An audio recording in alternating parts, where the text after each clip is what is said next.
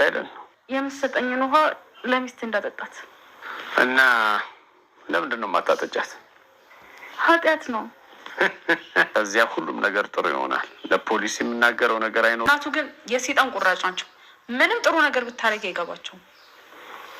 አንቺ ብትወጃቸው ብትመርቂያቸው ሚስቴን እንደ ድሮ እንድቆጣጠራት አድርጌ ከዚያ ሁሉም ነገር ጥሩ ይሆናል። ለፖሊስ የምናገረው ነገር አይኖርም። አንቺም በሰላም እዚህ ቤት መኖር ትችላለሽ። ተግባባን? ወይዘሮ ዮዲት ጉዲት ካለችበት ቤት የሰራችው ወንጀል ታውቆ ተይዛ እስር ቤት ገባች። አቶ በረከትም ቅድስት ላይ ድጋሚ መተቱን አሰርቶ በውሃ ጠጪ እያላት ይገኛል። ቅድስትም የሰጣት ውሃ ከብዷትና ተጠራጥራ ውሃውን መጠጣት አልቻለችም ነበረ። ለምንድን ነው ፍቅሬ የማትጠጪው? ከአንቺ ጋር እኮ ብዙ ጊዜ ለማሳለፍ ፈልጋለሁ ጠጪው እንጂ እያለ እንግዲህ አፍጦ እያያት በነበረበት ሰዓት አቶ በረከት ዮዲት ጉዲትም ደንግጣ እትዬ የኔም ቤት እፈልግሻለሁ፣ ፈልጌሽ ነበር ላናግርሽ አንዴ ነይ በምትላት ሰዓት ቅድስትም ውሃውን ሳጠጣጥላ ወጥታለች። ዮዲት ጉዲትም ቅድስትን አሁን ላይ እየጠበቀቻት ትገኛለች። ምክንያቱም ውሃውን ጠጣሽ ወይ በምትላት ሰዓት አልጠጣሁትም፣ እንኳንም አልጠጣሽው አንቺ ውሃ ልታመጭለት በሄድሽ ሰዓት ብርጭቆ ውስጥ የሆነ ነገር ሲጨምር አይቼዋለሁ ብላ ዮዲት ለቅድስት በምትነግራት ሰዓት ቅድስትም ውሃው ራሱ እኮ ከብዶኝ ነበረ፣ ይሄ የተረገመ እንዴት አድርጌ ነው ከህይወቴ ማውጣት ያለብኝ እያለች እንግዲህ በጣም ተናዳለች። ቅድስትም ወደ ነፀሐይ ስንሄድ ደግሞ ነፀሐይ ቤት አዲስ ሰራተኛ መጣለች። ፀሐዬ በሩ ሲንኳኳ በምትከፍት ሰዓት በሩን ስትከፍት እንግዲህ አዲስ ሰራተኛ እትዬ ወርቄ አሉ ወይ ብላ በምትጠይቅ ሰዓት አዎ አሉ፣ ግን አንቺ ማነሽ ስትላት ደላላው ልኮኝ ነው ሰራተኛ ትፈልጉ የለም ወይ ብላ እንግዲህ አዲስ ሰራተኛ ለፀሐዬ መጥቶላታል። እና ቅድስትና ዮዲት ጉዲት ስንሄድ እንግዲህ ዮዲትም ውሃ ውስጥ ድግም ታርጎበት ሊሆን ስለሚችል እሱ የሰጠሽን ነገር ምንም እንዳትበይ እንዳትጠጪ በምትላት ሰዓት እንግዲህ እኔ እሱ የሚሰጠኝን ካልበላው ካልጠጣሁ ደግሞ ይጠራጠረኛል እያለች ቅድስትም ተጨንቃለች። እውነት ለመናገር በጣም ከባድ ነው። ሰውየውም ተጠራጥሯል።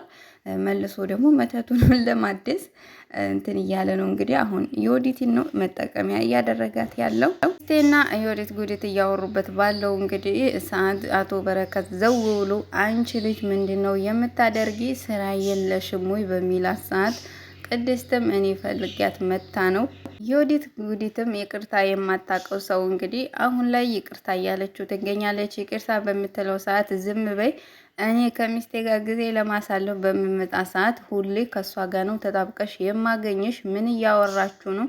ምንድነው የምትያት በሚላት ሰዓት እንግዲህ ኧረ እኔ ምንም አላደረኩኝም ብላ ጥላቸው ወጣለች። ስቴም ይቅርታ እሷ ምንም ነገር አላጠፋችም በምትለው ሰዓት እንግዲህ ከዚህ በላይ ምን እንድታጠፋን የፈለግሽው? የራሳችን ጊዜ እኮ እንዲኖረን አልፈለገችም። ስለዚህ እኔና አንቺ አብረን ቁጭ ባልንበት ሰዓት ራሱ አንቺን ጠርታ ወደ ውጭ ነው እየወሰደችሽ ያለችው። ስለዚህ ከአንቺ ምን ፈልጋ ነው? ከእንግዲህ በኋላ ከኛ እንድትርቂ ነው የምፈልገው፣ ስራሽን ስሪ እያለ ዮዲት ጉዲትን እየጮህባት ይገኛል አቶ በረከት። ምክንያቱም ያሰበው እቅድ ስላልተሳካለት እንዲሁም ደግሞ ውሃውን ልትጠጣው ስላልቻለች በጣም ተናዷል። ወደ ወይዘሮ ወርቄና ወደ አዲሷ ሰራተኛ ስንሄድ እንግዲህ አዲሷ ሰራተኛ ሶፋ ላይ ቁጭ ብላለች። ገና እንደመጡ ያው ውርጅብኝ ነው ያወረዱባት ሰራተኛዋ ላይ ማለት ነው። ምክንያቱም ለጊዜው አሁን አዲስ ስለሆንሽ ሶፋ ላይ መቀመጥ ትችያለሽ፣ ግን ደግሞ ቦታሽ ብርጩማ ላይ ነው ብለዋታል። እሷም ተደናግጣለች። ምክንያቱም ለስራ ስለመጣሁ ችግር የለውም ብላለች። እሷም ልክ እንደ ፀሐዬ የሆነች ትትና ያላት ነገር ነች። ግን ደግሞ በኋላ ላይ አሁን ገብታ ምክንያቱም ወይዘሮ ወርቄ ደግሞ አንቺን የምፈልግሽ ፀሐዬን ከልጄ እንድታላይልኝ ነው ብለዋል። እንግዲህ ወይዘሮ ወርቄ የፈለጓት ፀሐዬ ከልጃቸው እንድታለያይ ይመስለኛል እና ለፀሐዬና ላስቻለው ትንሽ ከባድ የሚሆን ይመስለኛል የወይዘሮ ወርቄ ሀሳብ።